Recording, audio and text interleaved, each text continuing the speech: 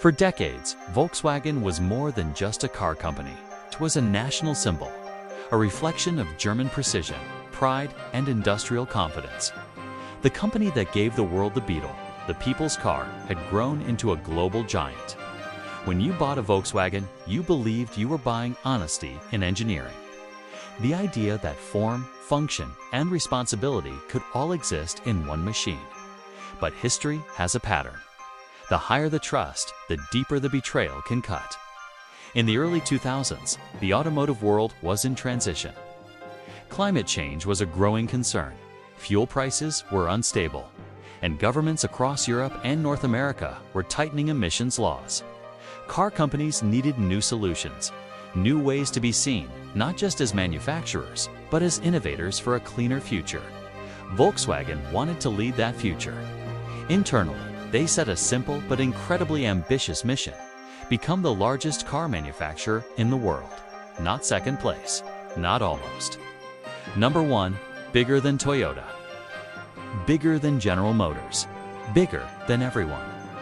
But to get there, they needed a defining product, a technological advantage that would make Volkswagen more than just a car. It needed to represent the future lifestyle of modern drivers. They chose diesel. Now, diesel engines had a reputation for being durable and efficient. In Europe, they already dominated the highways. And compared to gasoline, diesel engines released less CO per kilometer. For a world worried about global warming, diesel could be marketed as the environmentally responsible choice. So Volkswagen launched its bold message: clean diesel. Advertising campaigns showed families driving through pristine forests. Billboards depicted blue skies and windmills. Commercials promised a smarter, greener engine that delivered strong performance with low emissions. It was a compelling story. It convinced millions, and it helped reshape public perception. Diesel was no longer a dirty relic of the past. It was supposed to be the bridge to a cleaner automotive future. But there was a problem hidden beneath the slogans. The real threat from diesel engines wasn't CO. It was nitrogen oxides, or NOx. These gases contribute to smog, respiratory illness, asthma, and long-term environmental damage. To comply with emissions laws in the United States and Europe, diesel engines needed complex systems to reduce this NOx output. These systems worked, but they came at a cost. They reduced fuel efficiency. They weakened acceleration. They made the engines less pleasant to drive. Which meant one thing: Volkswagen could build a diesel engine that was clean.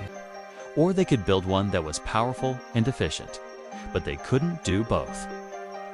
Inside Volkswagen's engineering labs, this reality became impossible to ignore. Teams warned executives that meeting emission standards while maintaining performance would require major compromises or expensive redesigns. But the leadership was under enormous pressure. The company had invested billions into the clean diesel campaign. They were already promising results to shareholders. They were chasing that #1 spot in global sales. They needed the miracle that their marketing had already sold. And when reality doesn't match expectations, companies either adjust the expectation or they adjust the reality. Volkswagen adjusted reality. The solution was software. A tiny sequence of code embedded deep inside the engine control system. This code could detect the precise conditions of an emissions test: engine speed, wheel rotation, air pressure, even steering input. During the test, the system would activate full emissions controls to meet regulations. But as soon as the car was back on real roads, those controls would switch off or be dramatically reduced. The car would regain its power, its acceleration, its efficiency. It would emit up to 40 times more NOx than the legal limit. This wasn't a technical workaround. This was fraud, engineered into the very core of the product. For years, the deception worked flawlessly. Regulators believed the engines were clean. Reviewers praised their performance. Consumers admired the great fuel economy. European governments even offered tax incentives for people to buy diesel cars, and Volkswagen sales surged. Other automakers were watching. Bosch, one of the world's largest suppliers of automotive software, warned Volkswagen privately that the way they were using the software violated regulations. But Volkswagen leadership pushed forward. Soon, Audi and Porsche began adopting similar systems. Across the German automotive landscape, diesel became not just a technology, but an identity. Meanwhile, governments were proudly promoting diesel vehicles as climate-friendly. In cities across Europe, diesel cars reached nearly 50% market share. The transformation was complete. Diesel was the future.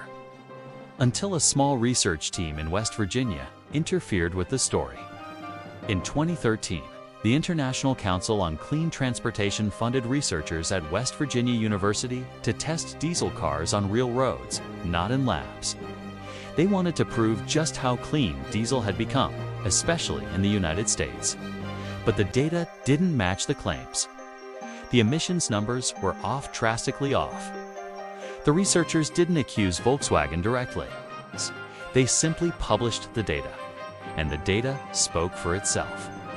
Regulators reopened their investigations. Volkswagen denied any wrongdoing, insisting the discrepancies were just technical anomalies. But inside the company, engineers knew what was coming next. Some pleaded internally for a controlled admission. Others deleted files. Many just stayed silent. Then, on September 18, 2015, the U.S. Environmental Protection Agency made a public accusation. Volkswagen had intentionally installed defeat devices to cheat on emissions tests. The news detonated globally. Volkswagen admitted the truth. 11 million vehicles worldwide contained the cheating software. The company's stock price fell by more than 40% in just a few days. Over $30 billion in fines, buybacks, and compensation followed. Executives resigned. Engineers faced criminal charges. Factories paused production. The financial cost wasn't the deepest wound. This scandal shattered trust not just in Volkswagen, but in the entire German industrial identity. The country whose engineering reputation symbolized reliability, precision, and integrity was now associated with manipulation and deception. The consequences rippled far beyond Volkswagen. In Europe, diesel car sales collapsed. Cities that once encouraged diesel now began banning it. Environmental movements gained strength. Governments rewrote their emissions strategies. The image of diesel as a green alternative was destroyed almost overnight. Companies scrambled to adjust. BMW increased research on hybrid and electric systems. Mercedes-Benz accelerated their electric platform development. Audi restructured entire engine programs. And then something unexpected happened. Toyota and Tesla became the unintended winners of Dieselgate.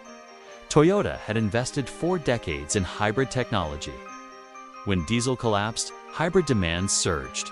The Toyota Prius became a global symbol of responsible driving. Tesla, once seen as a fringe startup, suddenly owned the narrative of the future. Dieselgate accelerated the electric revolution by nearly a decade.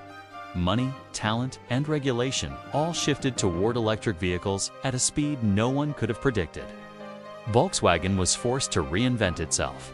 The company announced billions in investment for battery factories, electric platforms, and charging infrastructure. They wanted to prove that they could still lead just in a different direction. But rebuilding trust is a lot harder than rebuilding a supply chain.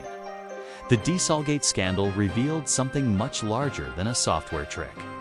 It exposed a deep flaw inside modern industrial ambition: the belief that progress must always appear flawless, that growth must always be up and to the right, and that if reality doesn't match the target, then reality must be adjusted. This isn't just a story about engines, it's a story about pressure. When executives demand results without acknowledging limits, engineers are forced to choose between disappointing their leadership and bending the system. In that kind of environment, ethics become negotiable. The lesson of Dieselgate is not simply that Volkswagen cheated. It is that systems produce the behavior they reward. And when the reward is growth at all costs, the cost is always truth.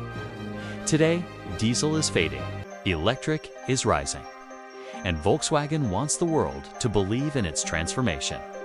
But trust isn't restored by marketing. It's restored by time, by transparency, and by accountability. And trust, once broken, does not return quickly. The real legacy of Dieselgate is a question that every industry must now answer. What is more important, the appearance of progress or progress itself? Because eventually, the story always meets reality, and reality always wins. Thanks for watching. If you found this story interesting, be sure to subscribe for more deep dives into the events that shape our world. We'll see you in the next one.